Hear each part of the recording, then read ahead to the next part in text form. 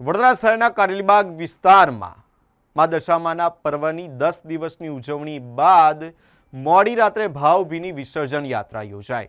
મા દશામાં આવતા વર્ષે વહેલા આવજો ના જયઘોષ સાથે કારેલીબાગ વિસ્તારના રાજમાર્ગો ગુંજી ઉઠ્યા હતા અને આ નિમિત્તે કારેલીબાગ પોલીસ સ્ટેશનની પણ સરાહનીય કામગીરી જોવા મળી છે। પોલીસ બંદોબસ્ત વચ્ચે મા દશામાની ભાવભીની વિસર્જન યાત્રા યોજાઈ છે અને ભક્તિસભર દ્રશ્યો પણ જોવા મળ્યા।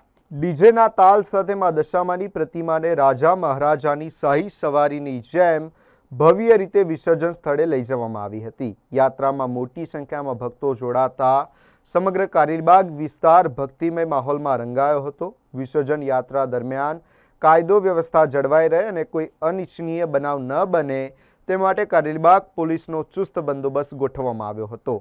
કારેલીબાગ પોલીસ સ્ટેશનના પીઆઈ કે.એ. ચૌધરી, પીએસઆઈ આઈ.જે.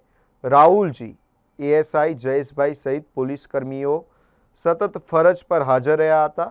પોલીસની સતર્ક કામગીરી અને ભક્તોના સહકારથી મા દશામાની વિસર્જન યાત્રા શાંતિપૂર્ણ માહોલમાં સંપન્ન થઈ હતી। સદનસીબે યાત્રા દરમિયાન કોઈ અનિચ્છનીય બનાવ નોંધાયો નહોતો।